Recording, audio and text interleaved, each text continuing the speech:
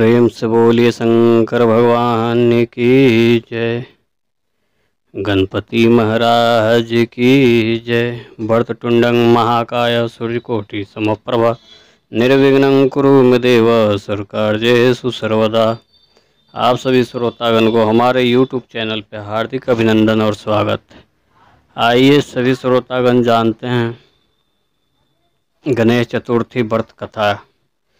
तिथि को बेहद खास माना गया। इस दिन सुबह स्नान करने के बाद सूर्य देव को जल अर्पित करें। इसके बाद भगवान शिव के पुत्र गणपति बप्पा की पूजा अर्चना करें और व्रत का संकल्प लें। धार्मिक मान्यता के अनुसार ऐसे करने से साधक बल, बुद्धि, विद्या और धन की प्राप्ति होती है। हर महीने के कृष्ण और शुक्ल पक्ष की चतुर्थी पर व्रत किया जाता है। यह तिथि भगवान गणेश जी को समर्पित है। चतुर्थी तिथि पर गणपति बप्पा की विशेष पूजा करने का विधान है। साथ ही जीवन के दुखों को दूर करने के लिए व्रत भी किया जाता है। मानता है कि ऐसे करने से जातक के जीवन में खुशियों का आगमन होता है। अब जुलाई का महीना शुरू हो चुका है, तो ऐसे में जानते हैं इस माह में पड़ने वाली चतुर्थी की डेट और शुभ मुहूर्त के बारे में। पंचांग के अनुसार आषाढ़ माह के शुक्ल पक्ष की चतुर्थी तिथि की शुरुआत सुबह 6:08 से होगी। वही इसका समापन अगले दिन 10 जुलाई को सुबह 7:51 पर होगा। इसी दिन चंद्रास्त का समय रात 9:58 पर साधक 9 जुलाई को ही व्रत रख सकते हैं। आइए सभी श्रोतागण गणेश चतुर्थी व्रत कथा का श्रवण करते हैं।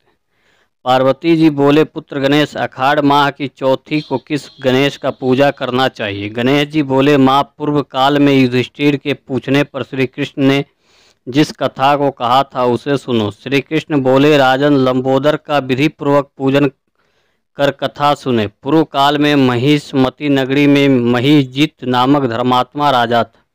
उसके कोई संतान न थी। दिन रात पुत्र की चिंता में रहता। बड़ा दान पुण्य पुत्र प्राप्ति के लिए करते करते वृद्ध अवस्था आ गया, परंतु कोई पुत्र नहीं हुआ। राजा ने अपने राज्य के ब्राह्मण और प्रजाजनों को बुलाया और पूछा, हे ब्राह्मण और प्रजाजनों, मैंने धर्मपूर्वक प्रजा का पालन किया तथा परंतु मेरे कोई संतान नहीं है। इसका क्या कारण? उस समय एक कल्प में जिसका लोम गिरता था, ऐसे तपस्वी लोमस ऋषि बोले, ब्राह्मणे, प्रजाजनों, यह नरेश भक्ति पूर्वक संकटों के विनाश गणेश चतुर्थी का व्रत करे।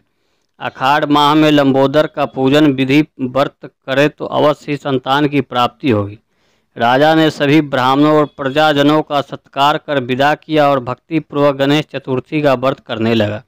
श्री गणेश जी की कृपा से राजा की सुदक्षिणा रानी को गर्भधान हुआ और 10वें मास में सुंदर बालक पैदा हुआ।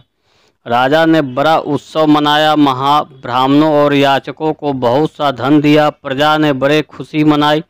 श्री कृष्ण बोले, पार्थ, गणेश जी का ऐसा ही प्रभाव है। जो मनुष्य भक्ति पूर्वक श्री गणेश जी का व्रत करता है उसके सभी कष्ट नष्ट हो जाते हैं। अतः तुम भी इस व्रत को करो।